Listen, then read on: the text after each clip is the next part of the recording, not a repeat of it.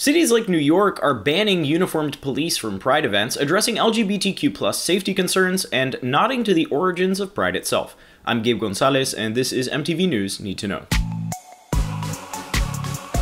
Pride Month is officially underway, and after a year of protests against police brutality, the debate over police presence at Pride events is getting renewed attention. This is particularly contentious in New York City, where the Stonewall riots went down 52 years ago. In 2019, New York City's Pride Parade drew over 4 million people for the 50th anniversary of Stonewall, along with criticism over corporate commodification and the participation of NYPD officers.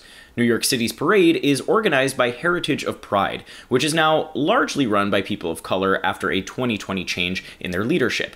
And many who do not feel safe in the presence of armed, uniformed police are pushing for change within the organization.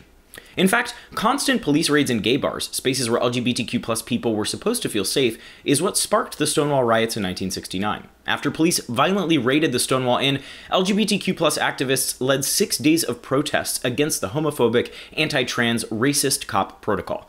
And these uprisings are considered the catalyst of the modern LGBTQ rights movement around the world today. Given this history, editor Jim Narikis encapsulated the problem of police participation in New York City's Pride Parade like this. "Nothing says pride to me like a rainbow sticker on an ammo clip."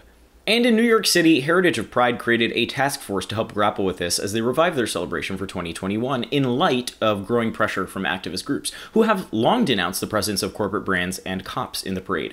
Just a few weeks ago, organizers set a 5-year ban on uniformed police at Pride, including the Gay Officers Action League, who called the decision shameful and demoralizing. At a Heritage of Pride board meeting, divisions grew between members, who first decided to rescind the police ban, then overruled that vote later in the evening. Meanwhile, the Reclaim Pride Coalition in New York continues to plan the annual Queer Liberation March with their slogan, "No corpse, no cops, no BS." It was created as an alternative to New York City's Pride Parade to keep the activist sentiment of the event's history alive.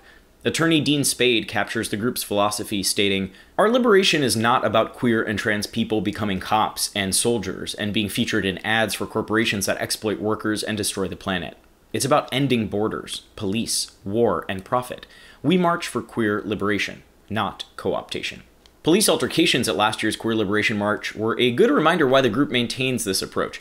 Near the end of the rally, 2 individuals making graffiti were swarmed by police officers, and when participants began chanting for their release, Gothamist reports that police pepper sprayed the crowd, injuring dozens over the course of a 30-minute altercation.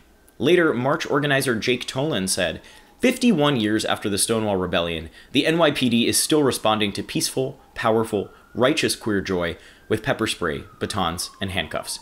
Celebrating Pride in June reminds us of a time when it was legal for police to attack queer, trans, and gender nonconforming people, which is why there's still such a fierce debate over whether police, politicians, or corporations even belong at Pride in the first place.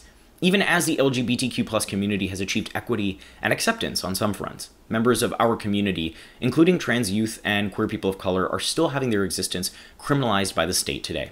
Last month, the Williams Institute even published a study showing that LGBTQ people across the country are approached by police in public spaces nearly 6 times more than the general public. And LGBTQ people were less likely to call police when they needed help, not to mention the disproportionate violence that trans people face from police, which was not included in this aspect of the study because data was not available.